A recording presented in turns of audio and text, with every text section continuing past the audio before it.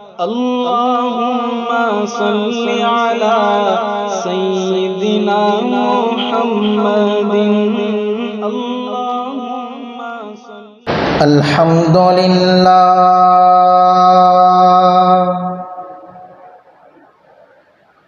الحمد لله الذي أبدع الأفلاك والأراضين والصلاة والسلام على من كان نبيا وآدم بين الماء والطين وعلى آله وأصحابه أجمعين. أما بعد، فأعوذ بالله من الشيطان الرجيم.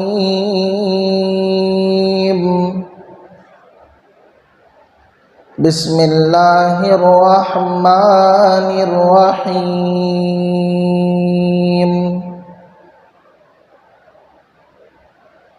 قل إن كنتم تحبون الله فاتبعوني يحببكم الله ويغفر لكم ذنوبكم والله غفور رحيم. وقال تعالى في مقام آخر: ما آتاكم الرسول فخذوه وما نهاكم عنه فانتهوا. صدق الله العظيم. وقال النبي صلى الله عليه وسلم: لا يؤمن أحدكم حتى أكون أحب إليه من والده وولده والناس أجمعين، أو كما قال عليه الصلاة والتسليم. اللهم صل على سيدنا مولانا محمد في أول كلامنا. اللهم صل على سيدنا مولانا محمد في أوسط كلامنا. اللهم صل على سيدنا مولانا محمد في آخر كلامنا. رب اشرح لي صدري ويسر لي أمري واحلل عقدة من لساني يفقه قولي.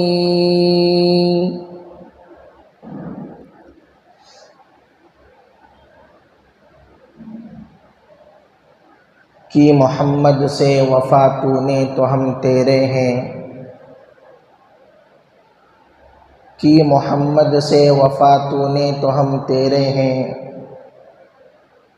ये जहां चीज़ है क्या लौहो कलम तेरे हैं।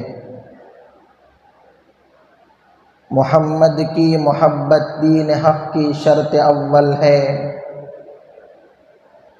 मोहम्मद की मोहब्बत दीन हक़ की शर्त अव्वल है।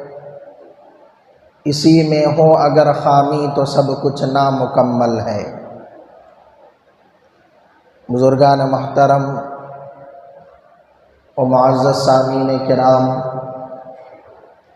और अज़ीज़ साथियों,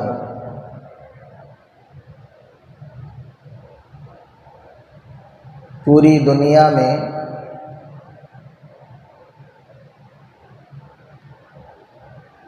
کروڑوں اور اربوں کھربوں کی تعداد میں مسلمان بستے ہیں،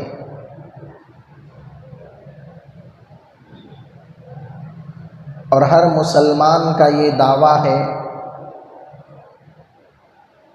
کہ میں عاشق رسول ہوں، میں محب رسول ہوں، میں نبی سے محبت کرنے والا ہوں، میں نبی سے عشق کرنے والا ہوں، میں فلاں ہوں، میں فلاں ہوں، میں فلاں ہوں۔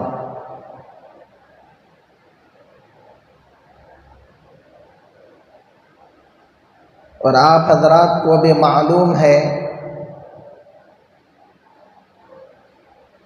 محبت اگر ہے تو محبت کے کچھ اصول ہیں، کچھ آداب ہیں، کچھ شرائط ہیں، اور محبت ہو تو محبت کا ثبوت بھی دینا چاہیے، محبت کی دلیلیں بھی دینا چاہیے۔ بغیر کسی ثبوت کے، بغیر کسی دلیل کے آدمی صرف زبانی دعویٰ کرے کہ میں عاشق رسول ہوں، میں محب رسول ہوں، تو اس کے دعوے کو قبول نہیں کیا جائے گا۔ دعوے کے ساتھ دلیل بھی چاہیے، دعوے کے ساتھ ثبوت بھی چاہیے، تبھی جا کر اس کا دعویٰ قابل قبول ہوگا۔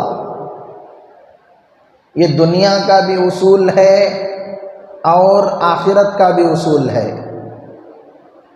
دنیا کے کسی معاملے میں بھی اگر آپ کوئی بات کہہ دیں تو صرف آپ کے کہنے کو قبول نہیں کیا جائے گا، بلکہ آپ کے اس کہنے پر دلیل مانگی جائے گی، ثبوت پوچھا جائے گا، گواہ پوچھا جائے گا، وٹنس مانگا جائے گا۔ یہ دنیا کا بھی دستور ہے۔ آپ کے پاس کوئی ثبوت نہیں، کوئی دلیل نہیں، کوئی گواہ نہیں، کوئی وٹنس نہیں، تو دنیا والے بھی اسے قبول نہیں کرتے۔ اب میں یہاں کرسی پر بیٹھ کر کہہ دوں کہ میں نے مودی سے ملاقات کی ہے، میں منموہن سنگھ سے مل کر آیا ہوں، میں یوگی سے سامنے بیٹھ کر بات کر کے آیا ہوں، آپ کیا کہیں گے؟ اچھا حضرت اس کا کوئی ثبوت پیش کیجئے، اس کی کوئی تصویر دکھائیے، کوئی ویڈیو بتائیے، یا کوئی گواہ پیش کیجئے جس نے یہ ساری چیزیں کرتے ہوئے آپ کو دیکھا ہو۔ جب معمولی سی چھوٹی سی بات دنیا والے بغیر ثبوت کے، بغیر دلیل کے ماننے کے لیے تیار نہیں ہے، تو کیا اللہ تبارک و تعالی عشق رسول کو، محبت رسول کو جس کا دعویٰ کیا جا رہا ہے بغیر ثبوت کے، بغیر دلیل کے مان لے گا؟ اور اللہ تبارک و تعالی کو تو دلوں کی حالت معلوم ہے نا۔ ان اللہ علیم بذات الصدور، وہ سینوں میں چھپے ہوئے رازوں کو جاننے والا ہے، وہ دلوں کی حالت اور کیفیت کو معلوم کرنے والا ہے۔ اس کو ظاہر کا بھی علم ہے، باطن کا بھی علم ہے، اندرون کا بھی علم ہے، بیرون کا بھی علم ہے۔ ان اللہ علی کل شیء قدیر، وہ ہر چیز پر قدرت رکھنے والا ہے۔ تو ہم ہر کسی کو دھوکہ دے سکتے ہیں، لیکن اللہ تبارک و تعالی کو دھوکہ نہیں دے سکتے۔ ہم دنیا والوں کو بے وقوف بنا سکتے ہیں، ہم دنیا والوں کو چکمہ دے سکتے ہیں، کیا کوئی اللہ کو بے وقوف بنا سکتا ہے؟ یہ سوچنے والا سب سے بڑا بے وقوف ہے۔ کیا کوئی اللہ تبارک و تعالی کو چکمہ دے سکتا ہے؟ ہرگز نہیں ہو سکتا۔ تو اس لیے عشق رسول کے دعوے کے ساتھ، محبت رسول کے دعوے کے ساتھ محبت رسول کا ثبوت اور محبت رسول کی دلیل بھی چاہیے۔ محبت رسول کا ثبوت کیا ہے؟ عشق رسول کی دلیل کیا ہے؟ اتباع رسول۔ محبت رسول کا یہ سب سے بڑا ثبوت ہے، عشق رسول کا یہ سب سے بڑا گواہ ہے، عشق رسول کی یہ سب سے بڑی دلیل ہے کہ آدمی اتباع رسول میں مکمل طور پر رنگ جائے، سر سے لے کر پیروں کے انگوٹھے کے ناخن تک وہ سنت رسول میں، اتباع رسول میں مکمل ڈھک جائے، اس میں سما جائے، یہ اس کا ثبوت ہے۔ محبت رسول کے دعوے تو غیروں نے بھی کیے، جنہوں نے ایمان قبول نہیں کیا ان لوگوں نے بھی ہمارے نبی کے اخلاق و کردار کو دیکھ کر، ہمارے نبی کی تہذیب اور تمدن کو دیکھ کر انہوں نے بھی محبت کے دعوے کیے، انہوں نے بھی آپ کی تعریفیں کی۔ کیا میں نے آپ حضرات کے سامنے باقاعدہ غیر مسلموں کے جو بڑے بڑے محققین، مفکرین، مدبرین ہیں، ان کے نام لے لے کر پڑھ کر ان کے اقوال نہیں سنائے کہ مہاتما گاندھی جی نے ہمارے نبی کے بارے میں کیا کہا، مائیکل ہارٹ نے ہمارے نبی کے بارے میں کیا کہا، گرو نانک نے ہمارے نبی کے بارے میں کیا کہا، اور بھی بڑے بڑے غیر مسلموں کے اقوال، ان کے خیالات، ان کے نظریات، ان کے تأثرات، ان کے افکار میں نے آپ کے سامنے پیش نہیں کیے۔ غیر مسلم ہونے کے باوجود انہوں نے محبت کا اظہار کیا، عشق کا اظہار کیا، الفت کا اظہار کیا۔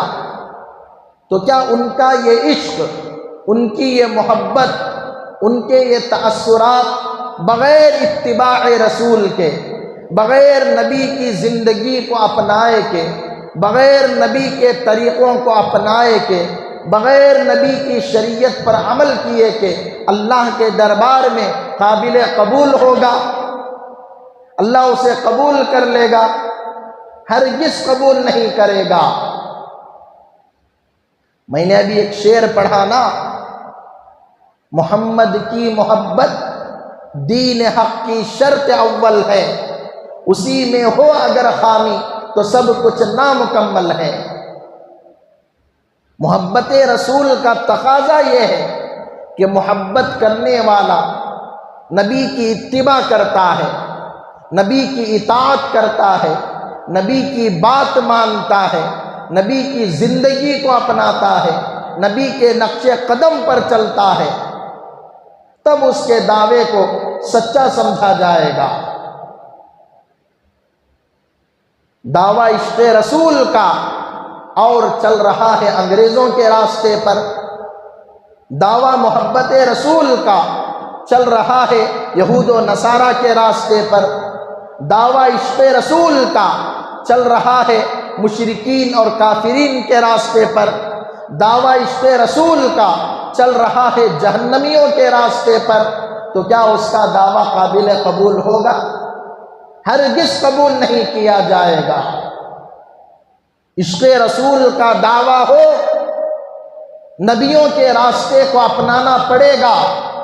عشق رسول کا دعویٰ ہو، صحابہ کے راستے کو اپنانا پڑے گا۔ عشق رسول کا دعویٰ ہو، تابعین اور تبع تابعین کے راستے پر چلنا پڑے گا۔ عشق رسول کا دعویٰ ہو، بزرگان دین، ائمہ مجتہدین، سلف صالحین کے نقش قدم پر چلنا ہوگا۔ عشق رسول کا دعویٰ ہو، قرآن و سنت کے بتائے ہوئے راستے اہدنا الصراط المستقیم پر چلنا پڑے گا۔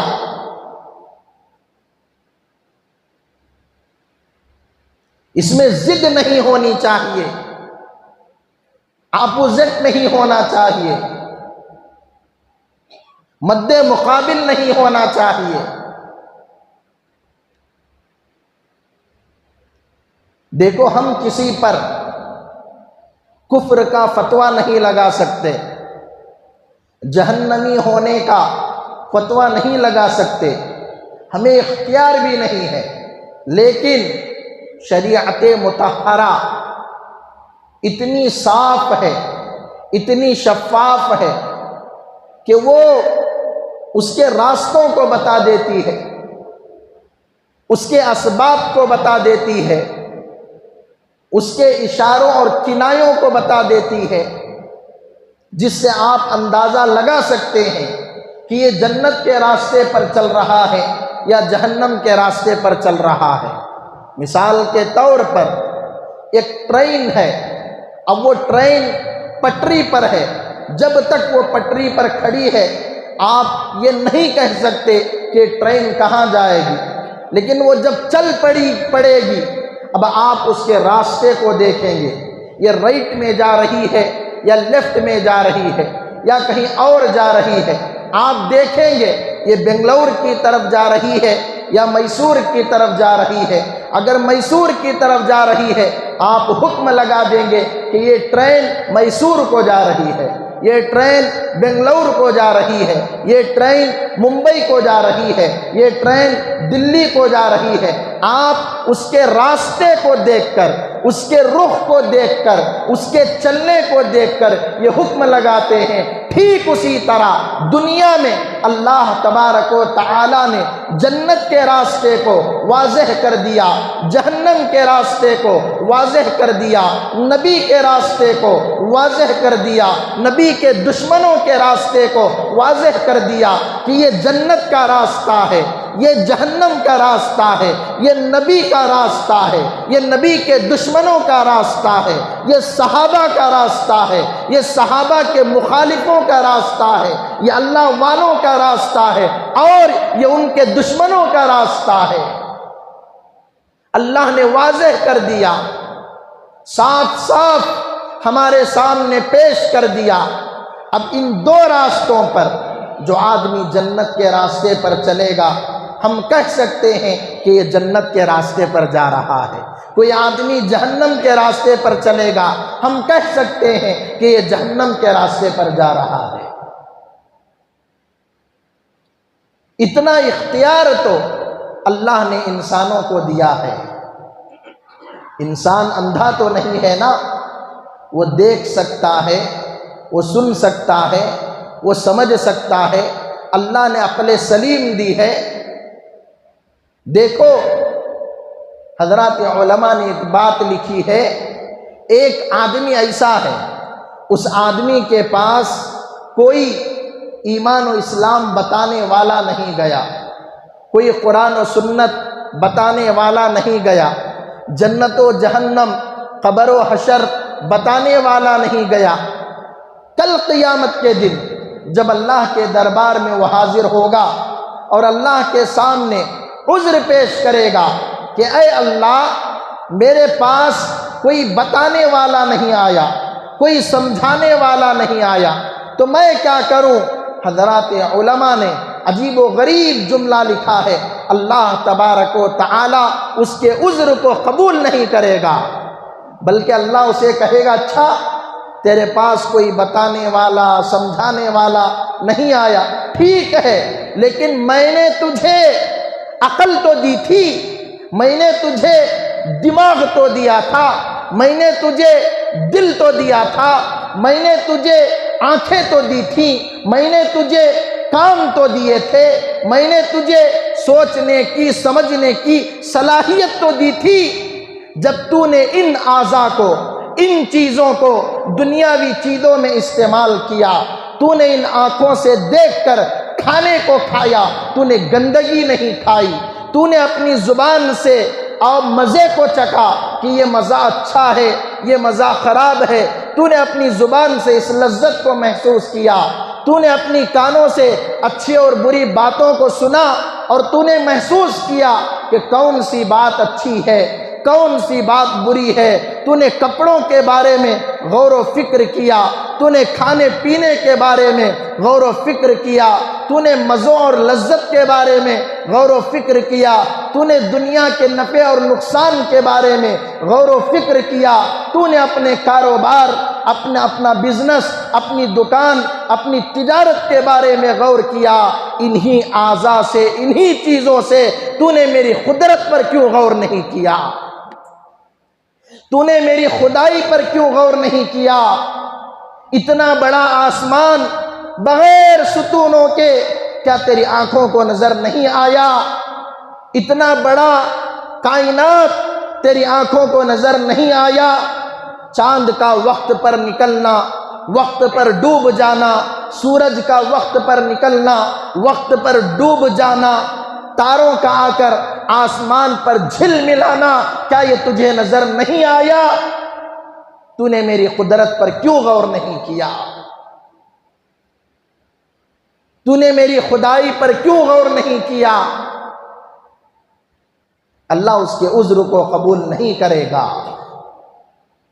تو جب اللہ تبارک و تعالی اس آدمی کے عذر کو قبول نہیں کرے گا تو ہم لوگ جس کے سامنے مساجد ہیں، مدارس ہیں، خانخواہیں ہیں، دعوت و تبلیغ ہے، اللہ والے ہیں، علماء ہیں، صلحاء ہیں، بزرگان دین ہیں، جمعہ کا موقع ملتا ہے، دینی محفلیں لگتی ہیں، دینی مجلسیں سجتی ہیں، دینی جلسے اور پروگرامات ہوتے ہیں، دعوت و تبلیغ کی ایک عام محنت چل رہی ہے، گھر گھر کے پاس اللہ کے بندے اللہ کے گھر سے آ کر دستک دے رہے ہیں، داڑھی پر ہاتھ پھیر رہے ہیں، تمہارے کھندے پر ہاتھ پھیر رہے ہیں، تمہاری پیٹھ کو تھپ تھپا رہے ہیں اور ایک اللہ کے ہونے کی دعوت دے رہے ہیں، نبی کے طریقوں کو اپنانے کی دعوت دے رہے ہیں، نبی کے نقش قدم پر چلنے کی دعوت دے رہے ہیں۔ اتنا سب کچھ ہونے کے باوجود اللہ کے دربار میں اگر تم یہ کہو گے مجھے کوئی بتانے والا، سمجھانے والا نہیں آیا، اللہ عذر کو قبول کرے گا؟ اللہ کے دربار میں وہ عذر قابل قبول نہیں ہوگا۔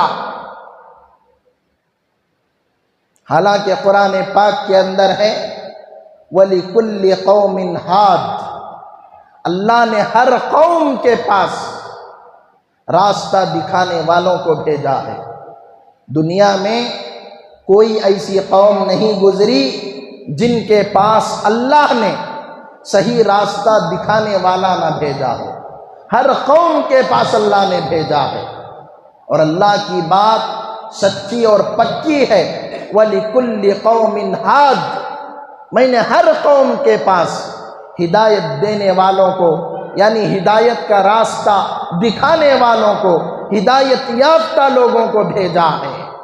تو کوئی آدمی اس طرح کے لچر عذر اللہ کے دربار میں پیش نہیں کر سکتا، اور اللہ کے دربار میں کوئی بہانے بھی نہیں چلیں گے۔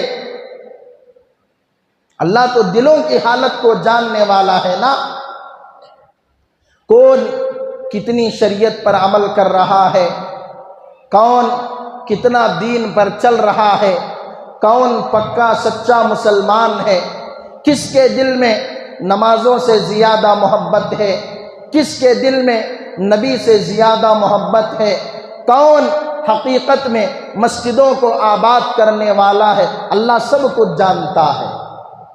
اللہ کے سامنے اس کی پوری زندگی ہے، اس کی پوری جنم کنڈلی ہے۔ تو اس لیے میرے دوستوں، میرے عزیزوں، میرے بھائیوں، میرے بزرگوں، ہمیں اپنی زندگی کو بدلنا ہوگا۔ اب تک جیسی زندگی گزری سو گزری، آئندہ سے ہمیں ہماری زندگی کے لیے ایک نظام بنانا ہوگا، ایک نظام الاوقات بنانا ہوگا، ایک ٹائم ٹیبل بنانا ہوگا، جس کے مطابق ہم کو زندگی گزارنا ہوگا۔ نمازوں کے بارے میں، روزوں کے بارے میں، شریعت مطہرہ کے بارے میں ہمیں ایک نظام بنانا ہوگا، اور محبت رسول کے دعوے کو، عشق رسول کے دعوے کو صرف زبان کی حد تک نہیں بلکہ اسے ثابت کرنا ہوگا کہ ہم اپنے دعوے میں سچے ہیں، ہم اپنے دعوے میں پکے ہیں، ہماری محبت رسول کا یہ ثبوت ہے، یہ دلیل ہے، ہمیں پیش کرنا ہوگا۔ صرف زبانی جمع خرچ سے کام نہیں چلے گا، کام نہیں چلے گا۔ حضرات صحابہ نے محبت رسول کا دعویٰ کیا، حضرات صحابہ نے عشق رسول کا دعویٰ کیا، تو انہوں نے اپنے دعوے کو ثابت بھی کیا، انہوں نے اپنے عشق کو ثابت بھی کیا۔ تب جا کر 1450 سال گزرنے کے بعد بھی ان کا نام ہم ادب و احترام سے لیتے ہیں۔ جب ان کا نام آتا ہے رضی اللہ عنہ کہنے پر ہم مجبور ہو جاتے ہیں، کیونکہ انہوں نے اپنے دعوے کو پیش کیا، اپنے دعوے کو ثابت کیا۔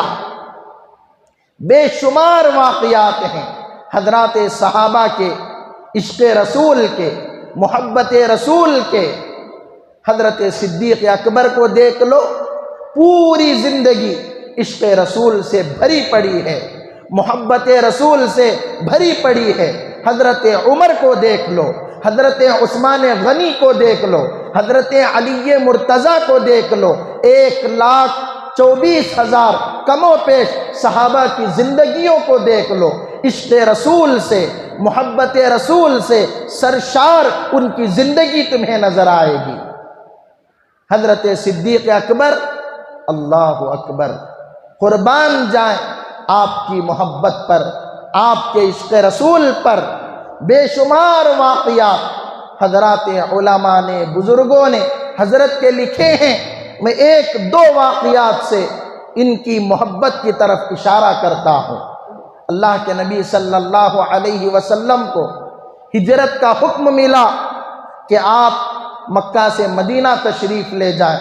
رات کے سناٹے میں، رات کی تاریکی میں اللہ کے نبی صلی اللہ علیہ وسلم اپنے گھر سے نکلتے ہیں اور حضرت صدیق اکبر کے گھر پہ جا کے دستک دیتے ہیں۔ ابھی دستک دی تھی، فوراً دروازہ کھل گیا، تھوڑی دیر بھی نہیں گزری، کچھ انتظار بھی آپ نے نہیں کیا، دستک دی، فوراً دروازہ کھل گیا۔ اللہ کے نبی صلی اللہ علیہ وسلم نے حضرت صدیق اکبر سے پوچھا، اے ابو بکر، کیا تم جاگ رہے تھے؟ حضرت صدیق اکبر نے کہا، یا رسول اللہ، کئی دنوں سے میرے دل میں یہ بات آ رہی تھی کہ ان قریب اللہ تبارک و تعالی آپ کو ہجرت کا حکم دے گا، آپ کو ہجرت کا حکم دے گا، اور آپ اپنے ساتھ مجھے ضرور لے کر جائیں گے، اور مجھے یہ بھی خیال تھا کہ آپ میرے گھر پر آئیں گے اور میرے گھر کو دستک دیں گے، اور میں سویا ہوا رہا، میں آرام کرتا ہوا رہا، تو آپ کو دروازہ کھلنے تک انتظار کرنا پڑے گا، مجھے وہ انتظار کروانا بھی گوارا نہیں۔ دیکھ رہے ہیں آپ، مجھے وہ انتظار کروانا، دروازے پر رکانا مجھے گوارا نہیں، تو کئی دنوں سے میری راتوں کی نیند ختم ہو گئی ہے اور میں دروازے کے پاس بیٹھا ہوا کھڑا ہوا ہوں۔ تو جیسا ہی مجھے دستک آئی، میں نے دروازہ کھول دیا۔ یہ ہے محبت رسول۔ تھوڑی دیر کا انتظار جس میں کوئی زیادہ تکلیف بھی نہیں ہوگی، حضرت صدیق اکبر وہ تکلیف دینے کے لیے بھی تیار نہیں۔ آج سنتوں کا جنازہ نکال کر، سنتوں کا ٹھٹا کر کے، سنتوں کا مذاق اڑا کر 1,24,000 انبیاء علیہم السلام کی داڑھی سنت کو نکال کر پیشاب پاخانے کی نالی میں بہا کر نبی کے سینے پر اس طرح پھیرتے ہیں، نبی کے دل کو تکلیف پہنچاتے ہیں۔ وہاں صدیق اکبر انتظار کروانے کی، تکلیف دینے کے لیے تیار نہیں، اور آج ہم جھوٹے عاشقوں کا یہ حال ہے۔ میں صاف صاف باتیں کہہ رہا ہوں۔ وہ گیا زمانہ دب کر پورے سوار کر بنا کر پیش کرنے کا مولانا خلیل الرحمن سجاد نعمانی صاحب دامت برکاتہم فرماتے ہیں، ہم نے بہت زیادہ حکمت کے ساتھ مصلحت کے ساتھ دب کر بنا کر سوار کر تول تال کر امت کے سامنے پیش کر دیا۔ اب گیا وہ زمانہ، اب امت اتنی زیادہ ناسمجھ اور نادان ہو گئی ہے یا غفلت میں پڑ گئی ہے، اب امت کے سامنے کھول کھول کر بیان کرنا ہوگا، صاف صاف باتیں کہنی ہوں گی۔ اب حالات بدل چکے ہیں، حالات کے حساب سے زمانے کے حساب سے باتوں کو پیش کرنا پڑتا ہے، باتوں کو سامنے رکھنا پڑتا ہے۔ ابھی اتوار کے دن بنگلور میں آل انڈیا مسلم پرسنل لا بورڈ کا جو عظیم الشان پروگرام ہوا، کیا آپ نے ان علماء کی بزرگوں کی باتیں نہیں سنی کہ لاکھوں کے مجمع میں online live telecast ہو رہا تھا کہ کیسی کھل کر باتیں انہوں نے امت کے سامنے پیش کی؟ ہمیں تک اندازہ نہیں تھا کہ اس پلیٹ فارم سے اس اسٹیج سے اتنا کھل کر کہا جائے گا۔ حالات بدل چکے ہیں، حالات بدل چکے ہیں، امت کے سامنے صاف صاف باتوں کو رکھنا پڑے گا۔ اللہ کے نبی کا جو ارشاد ہے، قُلِ الْحَقَّ وَإِنْ كَانَ مُرًّا، حق بات کہو، سچ بات کہو، اگرچہ کڑوی معلوم ہو، اگرچہ کڑوی معلوم ہو۔ تو حضرت صدیق اکبر دروازہ کھول دیا بغیر انتظار کروائے کہ ابھی ہجرت کو چل پڑے ہیں، لیکن حضرت صدیق اکبر راستے میں کبھی ہمارے نبی کے دائیں آتے ہیں، کبھی بائیں آ جاتے ہیں، کبھی سامنے آ جاتے ہیں، کبھی پیچھے آ جاتے ہیں، کبھی رائٹ میں کبھی لیفٹ میں، یعنی ایک جگہ نہیں چل رہے ہیں۔ اللہ کے نبی نے حضرت صدیق اکبر سے پوچھا، اے صدیق آخر بات کیا ہے؟ کبھی آگے کبھی پیچھے، کبھی دائیں کبھی بائیں۔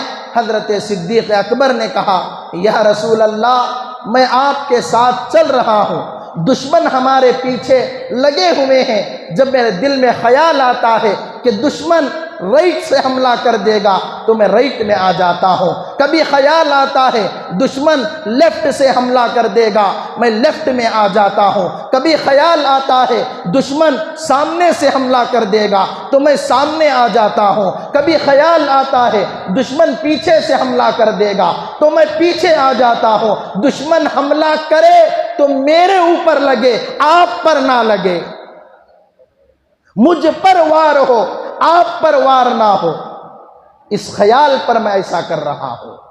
اللہ اکبر۔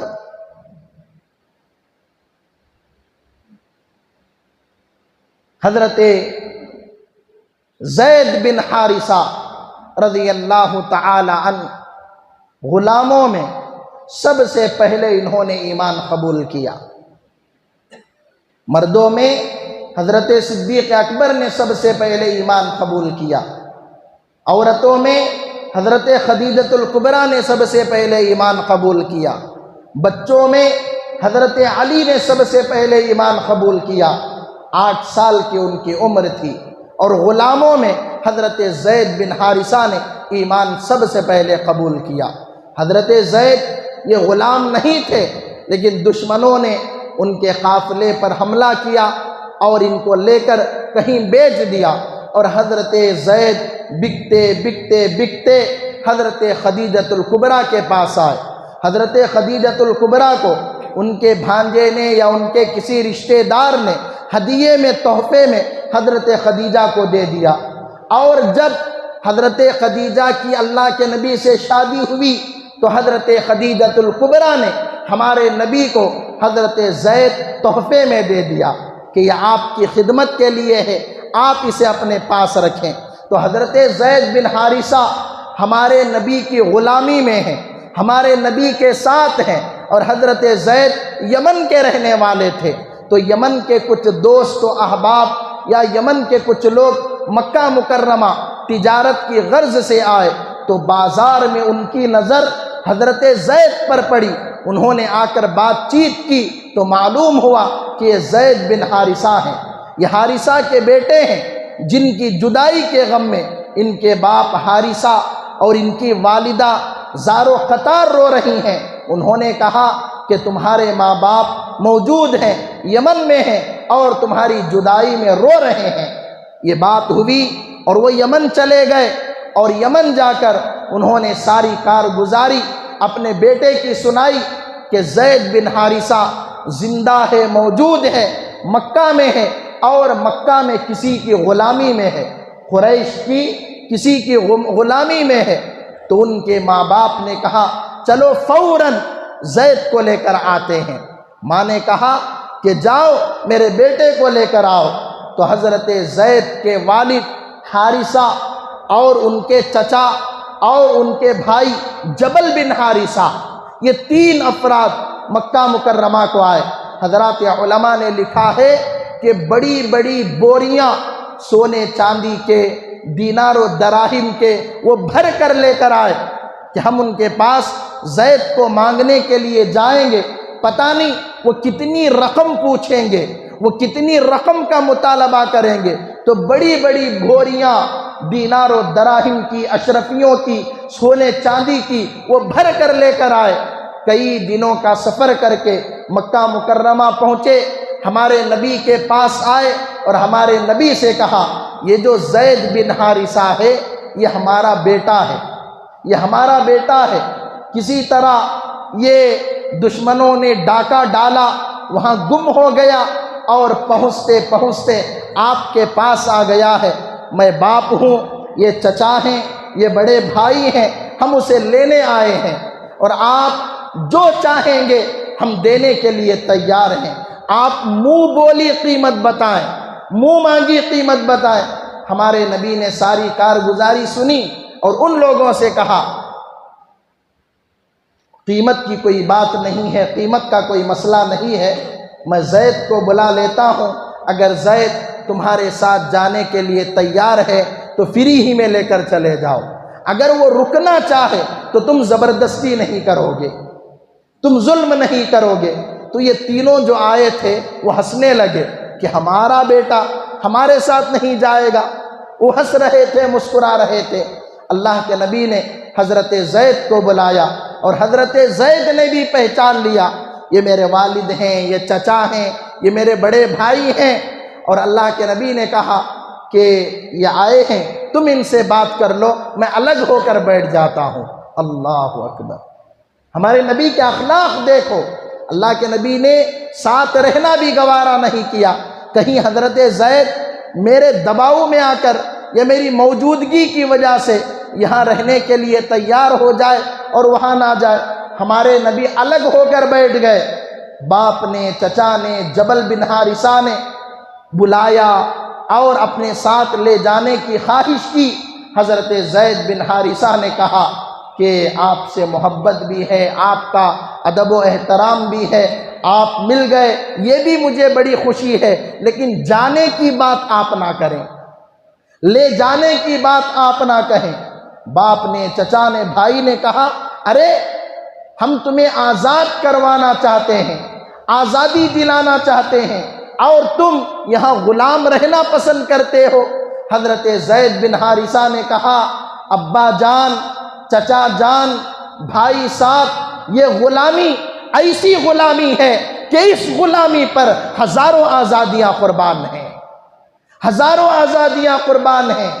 اس غلامی میں رہنا مجھے آزاد رہنے سے زیادہ پسند ہے، میں آپ کے ساتھ جانے کے لیے تیار نہیں۔ اللہ کے نبی آئے اور سارا معاملہ سامنے آیا تو باپ، چچا، بھائی ایسا ہی چلے گئے۔ جب انہوں نے دیکھا کہ زید بن حارثہ کو ان کی غلامی میں اتنا مزہ آ رہا ہے تو ان کے ساتھ رہ کر آزادی کی زندگی گزارنے میں کیا مزہ آئے گا، اسی وقت ان کے بھائی کے دل میں ایمان گھر کر گیا اور انہوں نے آگے چل کر ایمان قبول کیا۔ یہ نبی سے محبت کی دلیل ہے، یہ نبی سے محبت کا ثبوت ہے کہ صحابہ نے نبی سے محبت کی تو اسے ثابت کر کے دکھایا۔ اسے دلیل بنا کر پیش کیا، اور آج ہماری محبت ہے، نمازیں ہماری زندگیوں سے غائب، روزے ہماری زندگیوں سے غائب، قرآن و سنت ہماری زندگیوں سے غائب، عشق رسول کا، محبت رسول کا ہم دعویٰ کرتے ہیں۔ اس لیے میرے دوستوں، میرے بھائیوں، میرے عزیزوں، صرف 2 صحابہ کے واقعات میں نے آپ کے سامنے پیش کیے ہیں جو محبت رسول کا ثبوت پیش کر رہے ہیں۔ ایسے ہزاروں واقعات حضرات صحابہ کے ہیں جو ہمارے ایمان کو گرما دیتے ہیں، ہمارے ایمان کو جھنجھوڑ دیتے ہیں۔ انشاءاللہ تعالی آئندہ جمعہ آپ حضرات کی خدمت میں پیش کروں گا، لیکن گزارش یہ ہے کہ دنیا کے حالات بہت زیادہ خراب ہو گئے ہیں۔ اس دنیا میں ایمان کو بچانا مشکل سے مشکل تر ہو گیا ہے، تو ایمان کو بچانے کے لیے کسی نہ کسی اللہ والے سے، کسی نہ کسی دین کے شعبے سے، کسی نہ کسی ہمیں دینی تنظیم اور تحریک سے جڑے رہنا ہوگا۔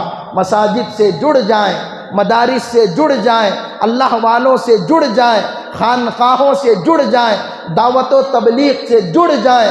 انشاءاللہ تعالی ایمان کی حفاظت کرنے میں ہمارے لیے آسانی ہوگی۔ سارے حضرات کریں گے؟ اللہ ہمیں عمل کی توفیق نصیب فرمائے، آمین۔ وآخر دعوانا ان الحمد للہ رب العالمین۔ اللہم صل علی